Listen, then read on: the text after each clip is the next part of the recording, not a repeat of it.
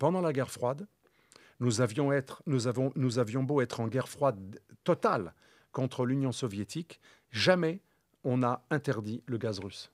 Pendant la guerre froide, les Américains avaient déjà fait exploser des oléoducs avec des opérations de la CIA, ils sont habitués, mais l'Europe ne s'était jamais auto-interdite la consommation de gaz russe, même pendant la guerre froide.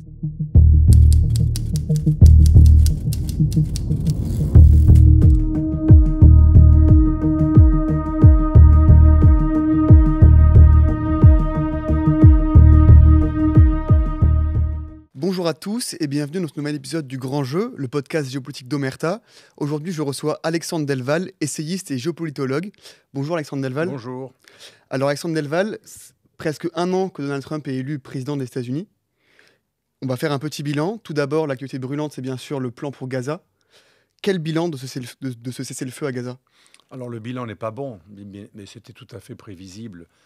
Il y a un proverbe qui dit qu'un cessez-le-feu est fait pour être violé. Très rapidement, si possible. Donc c'est le cas. Tant Israël que Gaza, c'est un peu comme ce qu'il s'est passé au Liban Sud.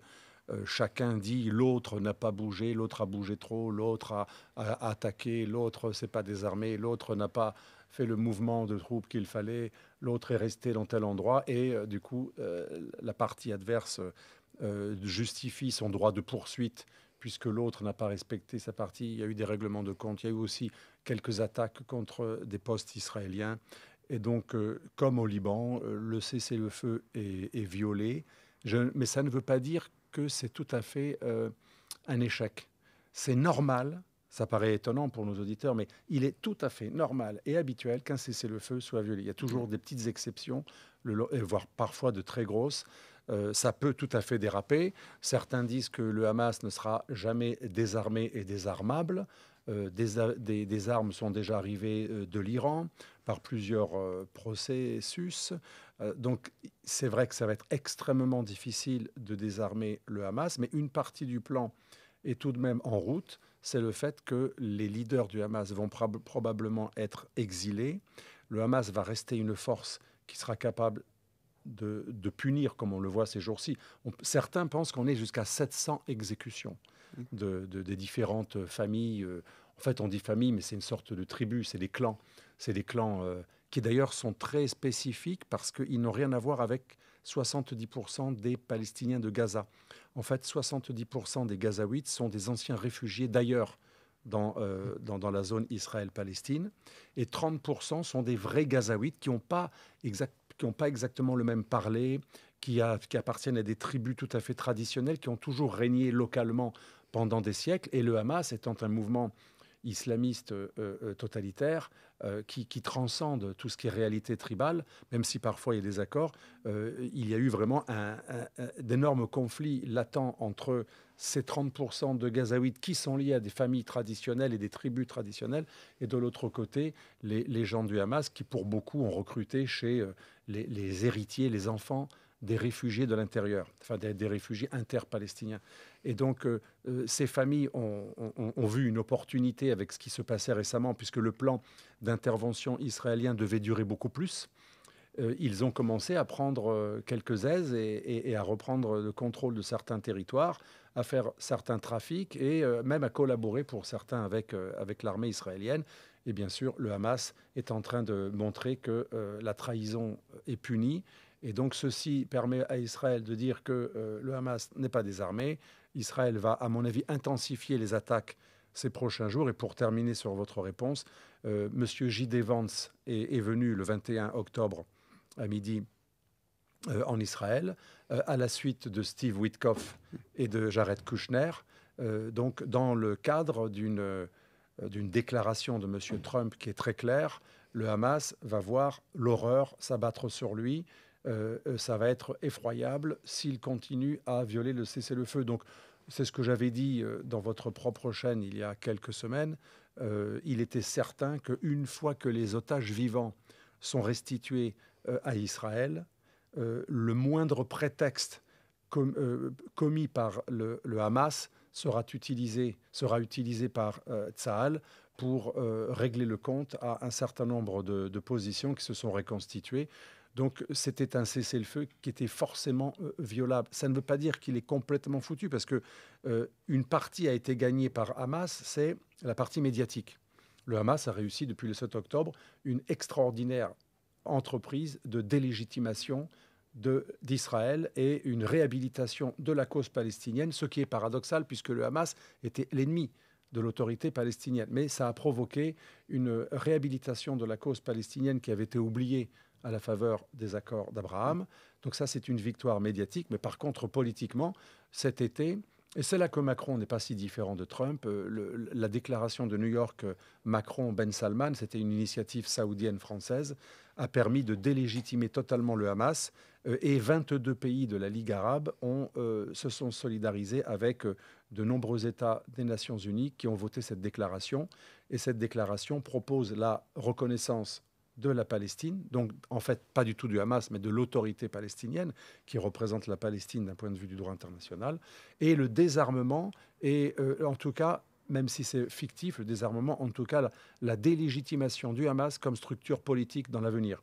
Donc le Hamas n'est plus dans l'équation politique dans l'avenir, et le destin de ses chefs, c'est d'être exilé et de devenir une guérilla et une mafia avec d'autres, parce qu'à Gaza, il y a plusieurs groupes paramafieux. Mais la bataille politique de Gaza, qui avait gagné des élections, on se rappelle, il y a plus de 20 ans, Gaza qui était à la fois un mouvement humanitaire, parce que le Hamas a commencé comme un mouvement humanitaire avec Cheikh Yassine en 87, qui aidait, qui faisait du caritatif. Ensuite, il est devenu terroriste et ensuite, il est devenu politique.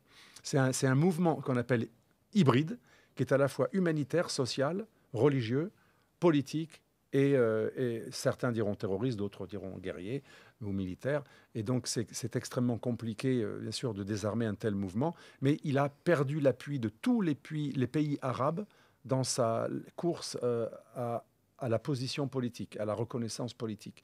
Et ça, par contre, c'est la victoire politique d'Israël. Et en plus, enfin, la remise des otages, pas les morts, mais les vivants, font que quand Israël retournera régler le compte à un certain nombre de militants du Hamas, ça va se faire avec beaucoup moins de retenue. Je ne dis pas qu'il y aura une nouvelle opération d'invasion. Israël a bien compris que c'était compliqué. 500 généraux et militaires et anciens du Mossad avaient critiqué cette opération radicale de prise de contrôle totale de Gaza et de Gaza City. Mais il va y avoir des opérations qui n'auront plus de retenue. C'est-à-dire là, on pourra faire exploser de beaucoup plus de tunnels et la répression peut être extrêmement violente, mais plus ciblée. Ce qui ne veut pas dire que l'accord sera totalement rompu. Ça paraît paradoxal, mais on est dans une situation un petit peu intermédiaire. Et sur le terrain actuellement, est-ce que le cessez-le-feu donne quand même lieu à des accalmies? Oui, il y a eu beaucoup de retours de personnes dans leur foyer. Il y a eu beaucoup par rapport au feu extrêmement intense de l'opération qui avait été déclenchée, certes avec au départ l'opposition de l'armée israélienne, parce que c'était très peu viable. Mais cette opération avait été un véritable enfer sur terre qui prolongeait ces 2 années déjà de guerre intense. Donc c'est quand même un mieux. Beaucoup de gens ont pu un peu plus respirer, bouger, regagner pour certains ce qu'il reste de leur foyer. Mais il y a des opérations sporadiques, tant du côté du Hamas que du côté de Tsahal. Il y a des opérations violentes, mais on n'est pas du tout dans l'intensité d'avant. C'est pour ça que, tout de même, moi je pense que le cessez-le-feu est imparfait, il est violé et violable, mais il n'est pas tout à fait caduc, pour l'instant en tout cas. D'accord. Et est-ce que le désarmement du Hamas ne va pas conduire justement à une explosion de l'autorité dans la bande de Gaza, et voir des combats encore plus violents entre les différentes factions? Alors là, c'est un peu le calcul d'Israël, hein. Bien sûr, diviser pour régner. Tsahal a équipé d'ailleurs certains groupes que l'on dit terroristes. C'est plutôt des groupes mafieux qui parfois, effectivement, pour certains, avaient prêté allégeance à des groupes comme Al-Qaïda ou autres. On parlait de groupes affiliés à Daesh. Par exemple, ouais, ou Daesh, mais plus souvent. Oui, voilà, ça dépend des groupes. Mais on a plutôt affaire à des mouvements qui sont des mouvements paramafieux, issus de tribus qui, de toute façon, vivent de phénomènes paramafieux, c'est-à-dire de contrebande et autres, toutes sortes de contrebandes.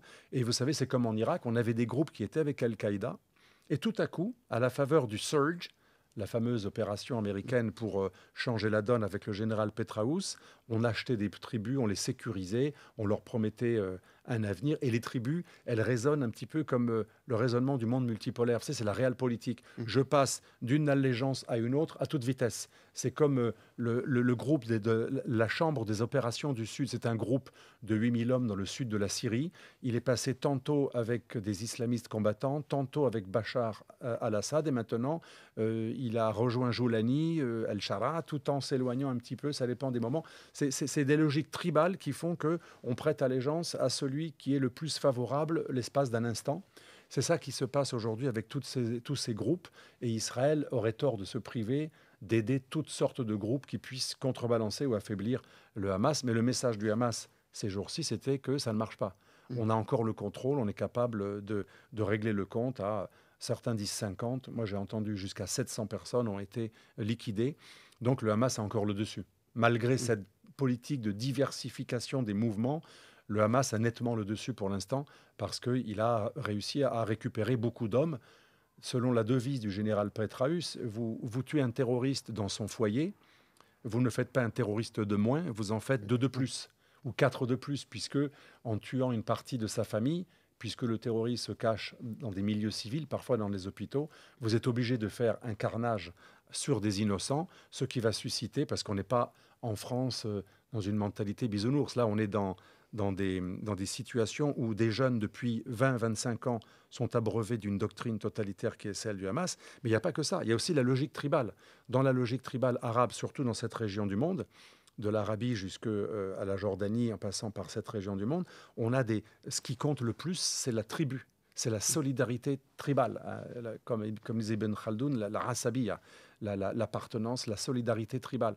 Et dans cette logique tribale, c'est un peu comme en Calabre, ou en Sicile jadis, ou en Corse, on doit se venger, ou en Albanie. Il y a la logique de la vengeance, donc la personne va venger ses membres de sa famille qui ont été tués, selon lui, tout à fait injustement, et donc ça fait des militants nouveaux, moins entraînés. Le Hamas a des gens beaucoup moins entraînés, il y a quand même moins d'armes létales qui touchent les villages israéliens, mais des armes moyennes ou des armes de poing ou des fusils automatiques, ça, il y en a encore énormément. Il y a beaucoup de militants. Ce n'est pas la même qualité de combattants et d'armes qu'avant, mais le nombre peut être pratiquement remplacé. Vous avez parlé du fait de créer du nouveau terrorisme en éliminant des terroristes. C'est ce que fait Israël dans la bande de Gaza Oui, Israël va continuer à faire des éliminations tout à fait ciblées. L'avantage d'avoir occupé une partie du territoire pendant longtemps pour une partie et peu de temps pour le reste, la partie nord et Gaza City autour, c'est que des contacts ont été pris, des repérages ont été faits. Et donc aujourd'hui, Israël, Tsahal, est beaucoup plus en mesure de frapper de manière ponctuelle, très très ciblée et très violemment, un peu comme ce qui a été fait dans le Liban Sud ou à Beyrouth, dans la partie chiite, parce qu'il y a eu plus de connaissances du terrain tout à fait récemment, à la faveur de ce déploiement, même s'il n'a pas duré longtemps. C'est sûr que pour Israël, c'est un semi-échec, puisque Israël avait pour but d'éradiquer totalement le Hamas, et le gros de ces nouveaux cadres était dans Gaza City et ses structures. Donc un peu plus de temps aurait permis peut-être à Israël de véritablement affaiblir ce mouvement. L'accord, et c'est pour ça que beaucoup d'Arabes palestiniens de Gaza, et d'ailleurs ont célébré cet accord et ont crié le nom Trump, Trump, Trump, avec beaucoup d'allégresse, ce qui paraît étonnant parce qu'il est aussi pro-israélien, c'est parce qu'il a en fait évité la poursuite d'une opération qui allait être extrêmement douloureuse pour le Hamas. Il ne faut pas non plus croire que le Hamas est tout à fait invincible et n'a peur de rien. C'était quand même très très compliqué pour le Hamas. Là, on arrivait dans son cœur, et donc ça s'est arrêté juste avant que l'opération commence à aboutir. Donc ça, c'est un échec tactique pour Israël. Ça a beaucoup frustré non seulement les militaires, mais surtout le mouvement politique au pouvoir en Israël qui avait imposé cette opération militaire. Et pour le moment, est-ce que ce cessez-le-feu, on peut parler d'un succès diplomatique pour Donald Trump? Oui, c'est un succès parce que le fait que son nom ait été scandé positivement par beaucoup de personnes qui sont du côté arabe et palestinien, dans la rue arabe, mais surtout en Palestine, en Cisjordanie et à Gaza, montre que même s'il est nettement en faveur d'Israël, il a quand même un petit peu tordu le bras à son allié israélien, à qui il a dit maintenant ça suffit. D'ailleurs, il l'avait prévenu depuis très longtemps. Quelque part, il est assez lisible. Il avait dit si vous frappez, vous allez très très vite. Pas longtemps. Il ne veut pas d'un enlisement qui, en plus, il est certain que d'un point de vue américain, c'est la fameuse théorie de certains réalistes du MAGA, trop soutenir trop longtemps une opération de l'allié israélien qui commet beaucoup de morts, parce que c'est ça le terrorisme. Quand vous tuez un terroriste, vous tuez 4 fois plus de personnes que le terroriste. À un moment, ça grille l'image de l'Amérique et ça annule son soft power et son pouvoir de séduction. Donc Trump est tout à fait conscient qu'il a beau être le plus pro-israélien de tous, il veut que ça soit vite fait, bien fait, et que ça ne dégénère pas dans des carnages sans fin, parce que ça nuit aussi au leadership américain dans le monde arabe, et notamment dans les pays du Golfe, que Trump veut faire rentrer dans les accords d'Abraham, mais il ne pourra pas les faire rentrer si c'est intenable. Ben Salman s'en fiche totalement de la cause palestinienne, de même que MBZ dans les Émirats. Mais ils ont tout de même une opinion publique islamique, sunnite en partie, mais aussi chiite, mais sunnite arabe, qui a un cœur, même si beaucoup d'élites s'en foutent, mais quand même les masses, surtout en Arabie Saoudite, il y a pas mal de masses, y compris paupérisées. Hein. Tous les Saoudiens, c'est pas juste des riches comme au Qatar ou aux Émirats. Il y a quand même une opinion publique qui est assez pro-palestinienne. Donc Trump sait très bien qu'il doit donner un minimum il doit aider les Saoudiens à pouvoir présenter ce rapprochement vers les accords d'Abraham. Et pour cela, il faut quand même un moment dire à l'allié Israël, bien qu'allié, tu ne peux pas aller trop loin, tu dois t'arrêter à tel endroit. Et donc c'est quand même la preuve que Trump a réussi à également exiger des choses de la part de son allié, alors que Biden n'y était pas parvenu. Biden, pourtant démocrate, avec 30% de la jeunesse démocrate qui est très pro-palestinienne, c'est pour ça qu'il a perdu les élections d'ailleurs, eh bien bizarrement, un élu démocrate dont les masses d'électeurs jeunes sont plus pro-palestiniennes que les républicains, qui s'en foutent totalement, ils ne savent même pas où ça se trouve, les républicains, eh bien, il a été plus loin que Biden dans le fait de donner un ordre à Israël de ne pas continuer des représailles. Donc, que ça soit vrai ou faux, à tort ou à raison, beaucoup de gens, en tout cas, le perçoivent comme ça. Donc pour lui, c'est quand même une réussite. Il a réussi à faire croire qu'il était un pacificateur et qu'il exerçait des pressions des deux côtés. Trump a parlé d'une paix qui n'avait été jamais vue, que ça allait apporter une stabilité comme jamais auparavant au Moyen-Orient. Il adore, comme vous savez, il adore le superlatif. Même quand il parle de ses ennemis ou des gens avec qui il veut botter les fesses, il commence toujours à dire humainement, c'est un type super. Alors tout le monde est formidable. Je vais lui botter les fesses, mais c'est un type formidable. Même quand il critique quelqu'un, il commence par dire, Macron par exemple, c'est un super mec, c'est un mec super sympa. Il adore les superlatifs, quoi qu'il arrive, dans le négatif ou le positif. Donc bien sûr, il faut diviser par 10 et encore. Et ensuite diviser encore par 100. Mais c'est quand même, à mon avis, révélateur d'une véritable stratégie qui est celle de Trump de réussir à conclure un peu partout des accords non pas de paix, mais de pacification, où il montre que des terrains d'entente sont possibles. Ce qui est nouveau avec ses prédécesseurs, c'est que sa spécificité, c'est de dire, moi, j'arrive sans morale, sans moralisation, sans jugement. D'ailleurs, je n'ai pas une mentalité d'homme moral, hein, c'est le moins qu'on puisse dire. Et l'avantage de mon pragmatisme, c'est que je peux parler avec tout le monde, y compris réunir mes meilleurs amis et mes pires ennemis. Parce que finalement, je n'ai rien à foutre. Moi, ce qui m'intéresse, c'est mon ego, c'est ma fortune, c'est mon pays, c'est éventuellement mes électeurs, parce que je veux rester comme le président qui aura été élu peut-être plusieurs fois de suite, etc. Mais rien ne compte autre que America Great Again et l'ego et le narcissisme de M. Trump. Donc, de ce point de vue, quelque part, ce monsieur qui moralement paraît beaucoup moins propre que tous les autres, c'est l'homme le plus capable de faire la paix. Il n'y est pas encore parvenu, mais je pense qu'il reste l'homme le plus capable de faire la paix, parce que pour faire la paix, les vrais négociateurs, moi j'ai connu des négociateurs dans les conflits en Colombie ou ailleurs en Amérique latine, c'était les intermédiaires entre les gouvernements et des milices ou des narcos. Donc c'est un boulot quand même très compliqué. Et les négociateurs que j'ai connus, bien sûr, ce n'est pas des gens qui vont parler trop en public, hein, mais celui que j'ai particulièrement connu il y a un certain nombre d'années, maintenant il est en prison, donc je ne vais pas donner son nom, parce qu'il a eu quelques problèmes en Argentine, mais il me disait, quand on réunit deux groupes qui se tapent dessus depuis 35 ans, on ne peut pas avoir aucune démarche moraliste. C'est impossible. Il faut avoir une neutralité presque choquante pour les hommes politiques classiques, mais seul quelqu'un qui est ultra neutre, un peu comme un chirurgien, ça lui fait plus rien d'ouvrir un boyau. Il finit par prendre l'habitude. À un moment, il faut mettre de côté l'empathie. Il ne faut plus avoir d'empathie. Et Trump, il est très bon là-dessus.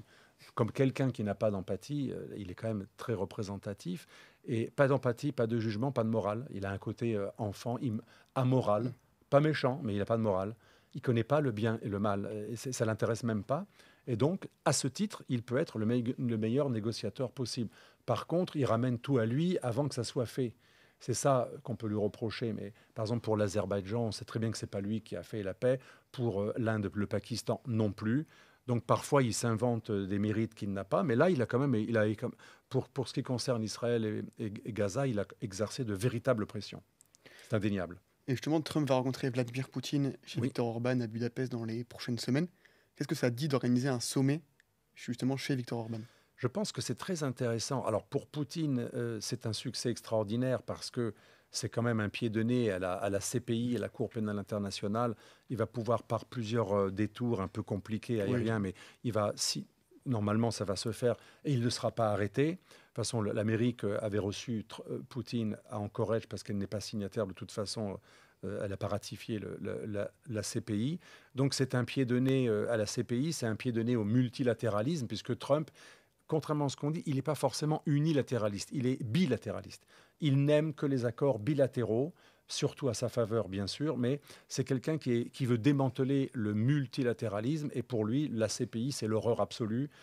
Comme toute autre structure multilatéraliste, soit proche de l'ONU ou d'autres institutions comme ça. Et Orban, c'est l'homme le plus proche de lui idéologiquement. Il est beaucoup plus proche d'Orban que de tout autre populiste en Europe. J'en veux pour preuve qu'une des rares personnes dont il a lu les discours, dont il s'est inspiré comme une sorte de maître, de précurseur, c'est Orban. Il faut avouer que quand vous lisez les discours de Orban, dans le spectre du populisme, c'est ce qu'il y a de plus sophistiqué. Il n'est pas connu pour ça parce qu'il est souvent caricaturé, mais Orban est un ancien dissident libéral, anti-soviétique, qui a quand même plusieurs facettes, et il a une véritable formation doctrinale, et ses discours sont très denses, ont un véritable poids idéologique et même philosophique. Et donc, c'est l'homme qui a le plus impressionné Trump, alors que c'est un tout petit pays, depuis très longtemps. Et donc, c'est logique qu'il aille là. Et ensuite, c'est un pied de nez envers l'Union européenne et la soi-disant coalition des volontaires qui montrent les muscles qu'ils n'ont pas et qui disent il faut envoyer des hommes, sauf que leur plan, c'est envoyer des hommes en très très peu de nombre, maximum 30-40 000, et loin du front. Alors là, ça va faire très peur aux Russes, loin du front, mais en plus, une fois qu'il y aura la paix.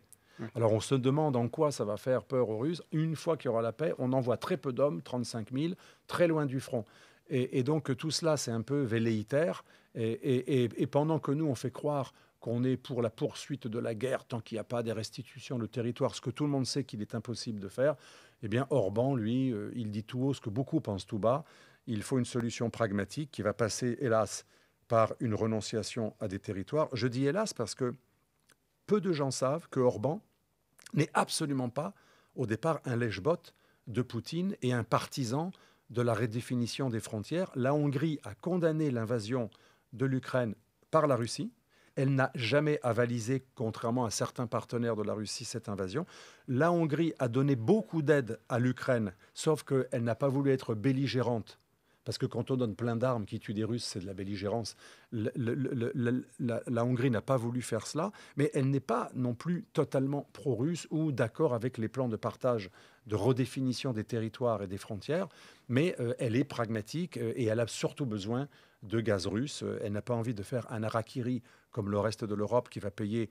On était à 4 fois plus cher, mais l'accord von der Leyen et Trump de cet été, certes qu'on n'est pas forcément obligé d'appliquer, il faut être raisonnable, hein. C'est un accord qui peut très bien engager qu'elle. Mais cet accord prévoit qu'on achète 10 fois plus cher le gaz de schiste, qui est un gaz qu'on obtient par la fracturation hydraulique. Et ce que dit Orban, c'est juste il n'y a aucune raison qu'une punition contre un pays devienne une autopunition. Et d'ailleurs, il n'y a pas que les populistes qui le disent ou les pro-russes.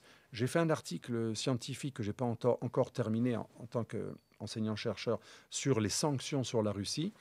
Et l'autorité la plus connue dans les milieux de sciences politiques et d'économie autorisée sur ce genre, le plus grand spécialiste de ce thème, Mödler, explique qu'une sanction Déjà, pour qu'elle soit légale, elle doit être adoptée en Conseil de sécurité des Nations Unies.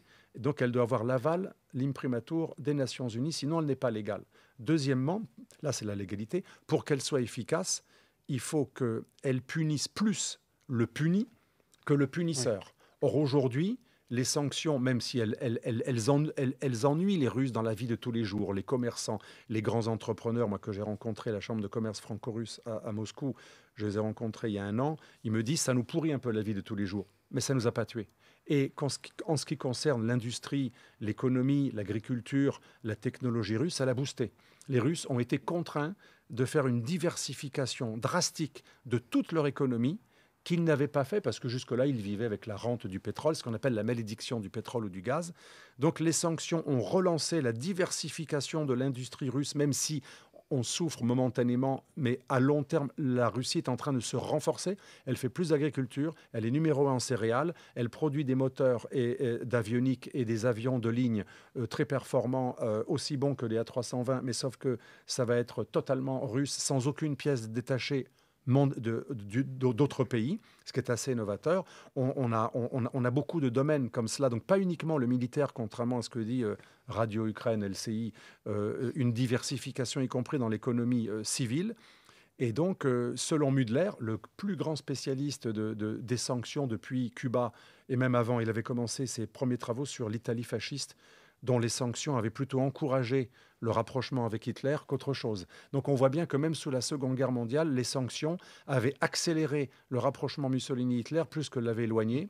Et Cuba, ça n'a jamais marché. Et Mudler montre que donc, une sanction marche très rarement, et que les mauvaises sanctions, c'est quand elles font plus mal aux sanctionneurs qu'aux sanctionnés. C'est exactement le cas de plusieurs pays européens, et ça explique uniquement la démarche de Orban. Elle n'est pas du tout pro-russe, nauséabond, comme on dit tout le temps. Non, c'est une démarche de survie nationale. C'est un pays qui ne peut pas se permettre de payer 4 ou 5 fois l'énergie ou 10 fois plus cher. C'est un pays qui n'est pas prêt à ce genre de sacrifice. Et peut-on lui jeter la pierre? Je conclurai là-dessus, sachant que pendant la guerre froide, nous avions beau être en guerre froide totale contre l'Union soviétique, jamais on n'a interdit le gaz russe.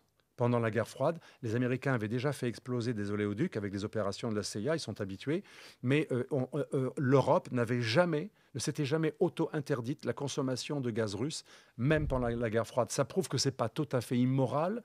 Quand certains disent aujourd'hui on pourrait faire des sanctions, mais mesurer sans armée quelques sanctions, mais qui n'inclut pas l'énergie pour des questions de survie, ce n'est pas forcément choquant, puisque tous les nostalgiques de la guerre froide et russophobes qui proposent ce genre d'autosanctions, ils oublient que pendant la guerre froide, leurs propres maîtres, George Kennan, Foster Dulles, les grands stratèges, Kissinger, les grands stratèges qui ont œuvré à la guerre froide, n'ont jamais n'ont jamais fait de sanctions équivalentes.